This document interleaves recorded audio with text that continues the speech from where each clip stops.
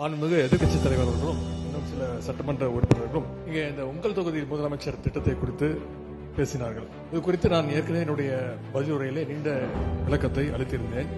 மீண்டும் நம்முடைய முதலமைச்சருடைய உத்தரவின் பேரில் அது குறித்து சில விளக்கங்களை இங்கே அளிக்க நான் விரும்புகின்றேன்.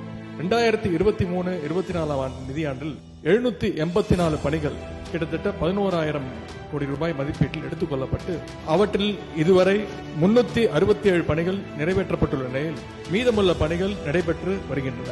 2024-25 நிதியாண்டில் 469 பணிகள் 3,503 கோடி ரூபாய் மதிப்பீட்டில் இந்த திட்டத்தின் கீழ் எடுத்துக் கொள்ளப்பட்டு அவற்றில் இதுவரை 65 பணிகள் முடிவுற்ற நிலையில் மீதமுள்ள பணிகள் நடைபெற்று வருகின்றன. ஆக மொத்தம் இந்த திட்டத்தின் கீழ் கடந்த 2 ஆண்டுகளில் 1,253 பணிகள் 14,466 கோடி ரூபாய் மதிப்பீட்டில் பல்வேறு துறைகள் நடைமுறைகள் உள்ள திட்டங்கள் கீழ் செயல்படுத்தப்பட்டு வருகின்றன. குறிப்பாக உங்கள் தொகுதியின் முதலமைச்சர் திட்டத்தை இப்பேரவையில் அறிவித்த பொழுது 1000 கோடி ரூபாய் மதிப்பீட்டில் இந்த திட்டம் செயல்படுத்தப்படும் என்று அப்பொழுது முதலமைச்சர் அவர்கள் அறிவித்தார். ஆனால் இன்றைக்கு சுமார் 14,000 கோடி ரூபாய் மதிப்பீட்டில் இந்த திட்டத்தின் கீழ் பல்வேறு பணிகள் மேற்கொள்ளப்பட்டு வருகின்றன.